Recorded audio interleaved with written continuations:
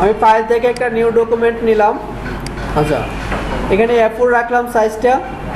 আমি অন্য কিছু চেঞ্জ করলাম না। RGB বা CMYK কে আমরা বলছি যে অনলাইনের জন্য আমরা RGB থাকবে, আর এমনিতে প্রিন্ট প্রেসের জন্য, প্রেস থেকে প্রিন্টের জন্য আমরা CMYK রাখবো। তো এই ডকুমেন্টটা নেওয়ার পরে আমরা একটা রেক্ট্যাঙ্গেল টুল নিব। টুলবার থেকে রেক্ট্যাঙ্গুলার টুল নিয়ে আমি জাস্ট মাউস দিয়ে ড্র্যাগ করে একটা রেক্ট্যাঙ্গেল নিলাম। ওকে, তো একটা রেক্ট্যাঙ্গেল নেওয়ার পর আমরা যদি এর ভিতরে কালার দিতে চাই, তাহলে আমাদের নিচে দুইটা কালার আছে, ওই দুইটা কালার আমরা শর্টকাট ইউজ করতে পারি। যদি ব্যাকগ্রাউন্ড কালারটা ইউজ করতে হয় তাহলে কন্ট্রোল ব্যাকস্পেস, আর যদি ফরগ্রাউন্ড কালারটা ইউজ করতে হয়, মানে উপরের কালারটা ইউজ করতে হয়, তাহলে অল্টা ব্যাকস্পেস দিলে আমার এই কালারটা চলে আসবে। এইখানে আমার দুইটা কালার আছে, ঠিক আছে। যদি এই কালারের বাহিরেও আরও কালার আমার দিতে হয়, যে আমি এই কালারটা নিব না, আমি অন্য কালার নিব, তাহলে আমরা এই কালারের উপরে ক্লিক করব। ক্লিক করলে যে কালার প্যালেটটা আসবে, এইখান থেকে আমরা কালার বাছাই করতে পারবো। যেখানে স্লাইডার দিয়ে টানলেই কালার চেঞ্জ হবে, এখান থেকে আমি কালার বাছাই করব। ধরুন আমি এই কালারটাই নিব, এখানে গিয়ে ওকে করে দিলাম, আমার কালারটা চলে আসছে কোথায়, ফরগ্রাউন্ডে। তাহলে ফরগ্রাউন্ড কালারটা এখানে নেওয়ার জন্য আবার আমরা কন্ট্রোল ব্যাকস্পেস দিলাম, এই কালারটা চলে আসলো। ওকে, তো এখন আমার কি আছে, এখানে কিন্তু আমার সিলেকশন আছে, এখানে একটা সিলেকশন এরিয়া দেওয়া আছে। যদি আমার এই সিলেকশনটাকে বাদ দিতে হয় তাহলে সিলেক্ট থেকে ডিসিলেক্ট, শর্টকাট হচ্ছে কন্ট্রোল ডি। আমি ডিসিলেক্ট ক্লিক করলে এই সিলেকশনটা আর থাকবে না। ওকে, এখন আর এই সিলেকশনটা নাই, ঠিক আছে। বেশ, এখন ধরেন আমি একটা কাজ করলাম, ঠিক আছে, কোনো একটা জায়গায় গিয়ে কি হয়েছে, কন্ট্রোল আসছে নাকি আর নাই, এখনো সেই হয়েছে না, ঠিক আছে।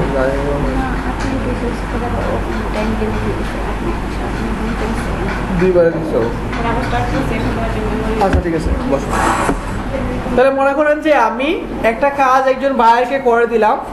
এখানে আমি কোনো একটা জায়গায় এইভাবে একটা রেক্ট্যাঙ্গুলার নিয়ে আমি একটা কালার ইউজ করলাম, ঠিক আছে। ওই বায়ারকে আমি কাজটা দেখালাম, তো বায়ার বললো যে না, ওই জায়গায় যে কালারটা দিচ্ছেন এটা চেঞ্জ করে দেন।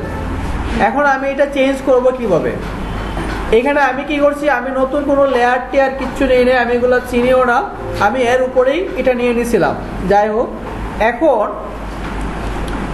যেহেতু এটা রেক্ট্যাঙ্গুলার আছে, আমি যদি আবার আরেকটা রেক্ট্যাঙ্গুলার এখানে নিতে পারি সমানভাবে, তাহলে হয়তো এটা কালারটা চেঞ্জ হবে না, ঠিক এর উপরে আরেকটা কালার হবে। তবে এটা সমানভাবে নেওয়াটা একটু কষ্টকর। দেখেন এখানে কি হয়েছে, একটু একটু বাইরে চলে যায়, বাইরে বা ভিতরে আসতেই পারে, একটু কম বেশি হইতে পারে। তো সব জায়গায় কম বেশি করা যাবে না, কিছু কিছু জায়গা আছে একদম মাপ মতোই হতে হবে। তো সেই ক্ষেত্রে আমরা এটাকে আর কখনোই চেঞ্জ করতে পারবো না। যদি আমি এখন চেঞ্জ করি, ধরেন আমি ব্যাকগ্রাউন্ড কালার দিলাম, কন্ট্রোল ব্যাকস্পেস, এখানে একটা র্যাগ রয়ে গেছে, এই যে একটা দাগ রয়ে গেছে, আমি পুরোপুরি সিলেক্টটা করতে পারি নাই। অথবা এটা যেহেতু আমার একটু সহজ আছে, একটা রেক্ট্যাঙ্গেল বা একটা স্কোয়ারের মতো, আমি এটা সিলেক্ট করেই নিছি। বাট যখন আমার কোনো ডিজাইনে আঁকা বাঁকা কোনো অবস্থা থাকবে, যেমন ধরেন আমার ডিজাইনটা এমন কোনো অবস্থা আছে, এখন এটাকে আমি কিভাবে সিলেক্ট করব? এটাকে তো আমি ইলিপস দিয়েও পারবো না, আর রেক্ট্যাঙ্গেল দিয়েও এটাকে সিলেক্ট করতে পারবো না।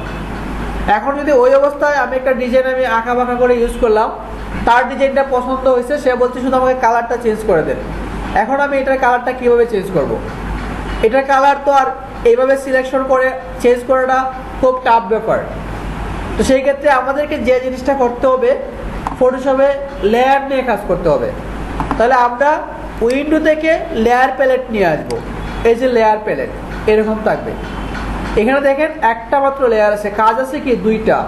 একটা ছিল ব্যাকগ্রাউন্ড, এর উপরে আমি আরেকটা কাজ করছি, নতুনভাবে লেয়ার না নেওয়াতে সবটা একটা লেয়ারের মধ্যে হয়ে গেছে।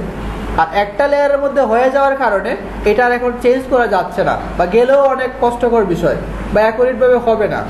তো সেই জন্য আমরা যে জিনিসটা করবো, ধরেন এই আঁকা বাঁকা ডিজাইনটা যদি আমি একটা নতুন লেয়ারে করি, তাহলে নতুন লেয়ারটা আমরা নিব কিভাবে?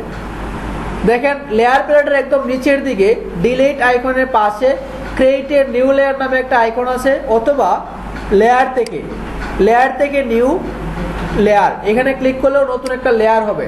ওকে দিলাম, দেখেন এখানে একটা লেয়ার আসছে লেয়ার 1 নামে। আগে ছিল শুধু ব্যাকগ্রাউন্ড একটা, এখন লেয়ার 1 নামে আরেকটা লেয়ার আসছে। ওকে, এখন দেখেন আমি এই আঁকা বাঁকা ডিজাইনটাই আগের মতো আবার দেখাই। ধরেন আমি এটাই নিলাম, এখানে আমি এই কালারটা ইউজ করলাম। এখন যদি আমাকে বায়ার বলে যে এটা দেখেন এখানে যে আমাকে এটা চেঞ্জ করে দেন, কালারটা চেঞ্জ করে দেন, এখন কিন্তু খুব সহজে আমি এটাকে সিলেক্ট করতে পারবো। আগে কিভাবে করছিলাম মনে আছে? একটা রেক্ট্যাঙ্গেল যখন নিছিলাম ওইটার উপরে আরেকটা রেক্ট্যাঙ্গেল বসায় আমি কালারটা চেঞ্জ করছিলাম, কিন্তু তারপরেও অ্যাকুরেট হয় নাই। কারণ কালার যদি চেঞ্জ করতে হয় আমার এটাকে সিলেকশন করতে হবে, সিলেকশন ছাড়া হবে না। কারণ এখানে যে কোনো কমান্ড দিলে তারা বোঝাই দিতে হবে যে এই কমান্ডটা ওই জায়গায় অ্যাপ্লাই হবে। এখন যদি আমি সিলেকশন না করে কালারে চাপাচাপি করে কোনো জায়গায় কালার আসবে না। তারপর হচ্ছে এখান থেকে লেয়ার সিলেক্ট থাকতে হবে। যখন আমরা একাধিক লেয়ার নিয়ে কাজ করব তখন আমি কোন লেয়ারে কাজটা করতে চাই এই লেয়ারটা সিলেক্ট থাকতে হবে।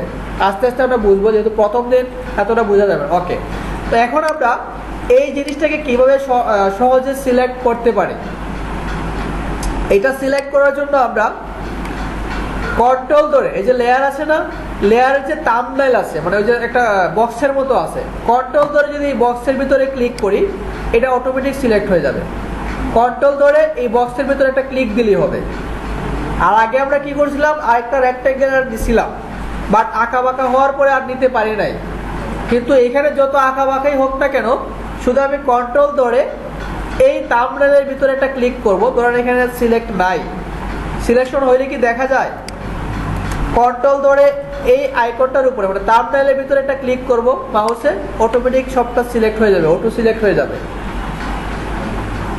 এখন যদি বলে এটাকে আমার কালার চেঞ্জ করো, কোনো সমস্যা নাই, আমি এখান থেকে কালার চেঞ্জ করে দিতে পারবো। না, এটা হবে না।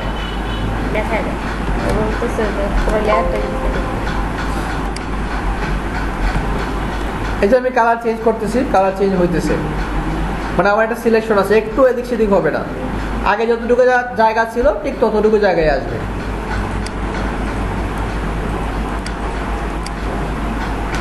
তাহলে আমরা যখন একই জায়গার মধ্যে বা একটা জায়গার মধ্যে অনেকগুলো কাজ করবো, ধরুন একটা ইমেজ নিলেন, একটা টেক্সট নিলেন বা আদার্স কিছু নিলেন, আমরা সবসময় নতুন নতুন লেয়ারে কাজ করব। তখন যদি মনে হয় যে আমি এখানে 5টা ডিজাইন নিলাম, কোনো একটা কারণে আমার একটা ডিজাইন এখানে ভালো লাগে না অথবা আমি ইউজ করব না, জাস্ট এই যে ভিজিবিলিটি মানে একটা চোখের চিহ্ন আছে এটাকে অফ করে দেবো, এই ডিজাইনটা এখানে শো হবে না। আমি 10টা ডিজাইন নিলাম, আমি 2টা ডিজাইন রাখবো না, জাস্ট খালি এই চোখের আইকনটা অফ করে দিব, ডিজাইনটা আর দেখা যাবে না, আমার একবারে বাদ দেওয়ার দরকার নাই। এমনও হইতে পারে সে পছন্দ করে নাই আর এই জন্য ওইগুলো পছন্দ করতে পারে, এই জন্য আমি এগুলোকে রেখে দিব ভিতরে, একবারে ডিলিট করবো না। আচ্ছা, তো এখন আমরা যে কাজটা দেখবো সাধারণত সিলেকশনেরই কিছু কাজ আমরা দেখি। আমরা এখান থেকে ক্রিয়েট এ নিউ লেয়ার দিয়ে আমরা একটা নতুন লেয়ার নিব। লেয়ারটা নেওয়ার পরে আমরা টুলবার থেকে সিলেক্ট করব ইলিপ্টিক্যাল মার্কিউ টুল। সবাই একটু দেখেন, কাজ করার দরকার নাই। ইলিপ্টিক্যাল মার্কিউ টুল সিলেক্ট করার পর আমি একটা ইলিপস নিব, মানে আমরা একটা বৃত্ত নিব। এটা গ্রাফিক্সের ভাষায় এখানে ইলিপস বলা হয়, অন্য জায়গায় কোনো জায়গায় সার্কেল বৃত্ত যাই বলা হোক না কেন এখানে ইলিপস বলা হয়। আমরা একটা ইলিপস নিব। এখন দেখেন এই যে আমি যদি শুধুমাত্র মাউস দিয়ে ড্র্যাগ করে একটা ইলিপস নেই তাহলে আঁকা বাঁকা হইতে পারে, নিচের দিকে লম্বা হইতে পারে, পাশাপাশি চ্যাপ্টা হইতে পারে, যে কোনো রকম একটা কিছু হইতে পারে, পুরোপুরি গোল রাউন্ডটা নাও আসতে পারে। তো সেই জন্য পুরোপুরি গোল রাউন্ডটা নেওয়ার জন্য আমরা যে কাজটা করব, শিফট ধরে কিবোর্ড থেকে শিফট ধরে আমরা একটা বৃত্ত নিব, তাহলে পুরোপুরি গোল হয়ে আসবে, কোনো দিকে কম বেশি হবে না। বুঝতে পারছেন? আচ্ছা, এখন এই বৃত্তটা থাকা অবস্থায় আমরা নিচের দিকে আরেকটা বৃত্ত নিলাম, নিচে শিফট ধরে আরেকটা বৃত্ত নিলাম। ওকে, 2টা বৃত্ত নিলাম। এখন যদি কোনো কারণে মনে হয় আমার সিলেকশনটা কোথায় আছে, এই বৃত্তের ভিতর আর এই বৃত্তের ভিতর, এই 2টা জায়গা আমার সিলেকশনে আছে, তো যদি কখনো মনে হয় যে আমি সিলেকশনটাকে বাড়াবো, যে এই দুইটা বৃত্তের মধ্যে একটা সংযোগ তৈরি করব, যেটা এদার পুরাটাই সিলেক্ট থাকে, শুধুমাত্র আমার দুইটা বৃত্ত আছে না, দুইটা বৃত্ত না, এদিকে একটা রাস্তাও হবে, যে এদিকে এটাও আমার সিলেকশনে থাকবে।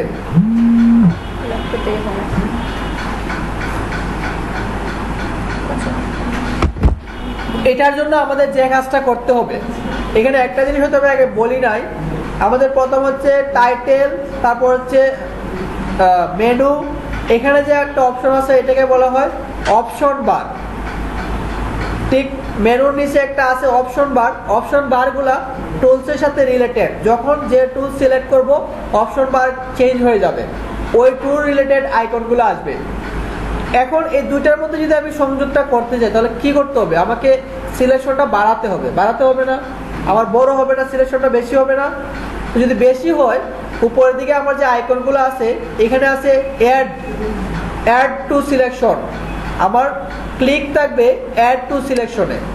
অ্যাড টু সিলেকশন নিয়ে আমি এখান থেকে সিলেক্ট করব rectangular marquee tool, rectangular marquee tool, আর অপশন বারে থাকবে অ্যাড টু সিলেকশন সিলেক্টেড।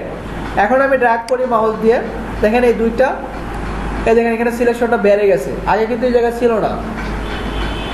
তো কখনো কখনো যখন আমি কোনো কিছু সিলেকশন করব, করার পরে এমন হইতে পারে যে আমার সিলেকশনটা কম হয়ে গেছে, আর একটু বাড়ায় নিতে হবে। এইভাবে না, আমরা সিলেকশনে আরও ওয়ে আছে, যখন ধরেন আপনি একটা ইমেজ ব্যাকগ্রাউন্ড চেঞ্জ করবেন, সিলেকশন করতে গিয়ে জুম ইন আউট করছেন বা যে কোনো একটা ভাবে দেখলেন যে একটা শরীরের উপর দিয়ে চলে গেছে, ওই জায়গাটা আরও বেশি নিতে হবে, আর একটু বাহির দিয়ে যাবে, তখন এই অপশনগুলো কাজে লাগবে। এই জন্য এখন এগুলো দরকার। আবার কোথাও এমন হইতে পারে যে ব্যাকগ্রাউন্ড বেশি চলে আসছে ইমেজের সাথে, ওইটা বাদ দিতে হবে, ওইটাও দরকার। আচ্ছা, এখন আমরা এখানে কি করলাম, অ্যাড করলাম, সিলেকশনটা বাড়াইলাম। তো যদি আমার কখনো মনে হয় যে আমি সিলেকশনটাকে কমায় দিব, যে কমবে, তাহলে কি করতে হবে, আমরা এখান থেকে সিলেক্ট করব সাবস্ট্রাক্ট ফ্রম সিলেকশন। অপশন বার থেকে সাবস্ট্রাক্ট ফ্রম সিলেকশনটা সিলেক্ট করব, তারপর যেটুকু জায়গা বাদ দেওয়া দরকার এখানে আমি মাউস দিয়ে ড্র্যাগ করব। সেম ভাবে আমি নিচেও ড্র্যাগ করলাম। ওকে, এখন যদি এটার ভিতরে কালার দিতে হয়, আমি একটা কালার দিলাম, কন্ট্রোল ব্যাকস্পেস দিলাম বা অল্টা ব্যাকস্পেস দিলাম, একটা কালার চলে আসলো। তাহলে কি হলো, আমরা সিলেকশনের কাজগুলো দেখলাম, সিলেকশন বাড়াইলাম এবং কমাইলাম, পাশাপাশি একটা জিনিসও তৈরি হয়ে গেল। ওকে, এখন যদি আমাদেরকে এই যে সিলেকশনটা আছে, যদি সিলেকশনটা বাদ দিতে হয়, কিভাবে দিতে হবে মনে আছে, সিলেক্ট থেকে ডিসিলেক্ট অথবা কন্ট্রোল ডি। এখন দেখেন আমার সিলেকশনটা নাই। ওকে, তো আগে যে কাজটা করছিলাম আমরা লেয়ার ছাড়া কাজটা করছিলাম, লেয়ার ছাড়া কাজ করলে অনেক প্রবলেম আছে, আপনি চেঞ্জ করতে পারবেন না, সরাইতে পারবেন না, ঘুরাইতে পারবেন না। আর এখন যে আমি এটা লেয়ারে কাজ করছি, লেয়ার ওয়ানে কিন্তু কাজটা আছে, এটাকে আমি যা ইচ্ছা তাই করতে পারবো। কন্ট্রোল টি দিলে একটা ট্রান্সফর্ম বক্স আসবে, আমি এটাকে শিফট ধরে, কথা বলবেন না, শিফট ধরে ছোট বড় করতে পারবো, এটাকে ঘুরাইতে পারবো, এটাকে আমি কপি করতে পারবো,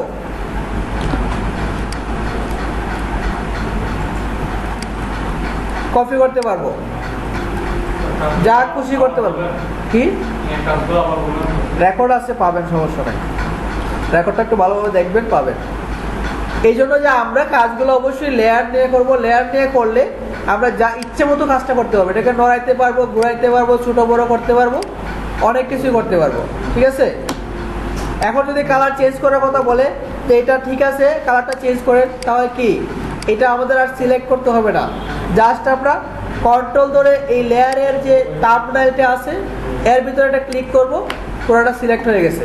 কালার চেঞ্জ করা দরকার, আমি এখান থেকে কালারটা বাছাই করবো যে কোন কালারটা দিব, তারপরে ব্যাকগ্রাউন্ড হলে কন্ট্রোল ব্যাকস্পেস, আর ফরগ্রাউন্ড হলে অল্টা ব্যাকস্পেস ক্লিক করবো, কালার চেঞ্জ হয়ে যাবে। কন্ট্রোল ডি দিব, এটা ডিসিলেক্ট হয়ে যাবে। ঠিক আছে।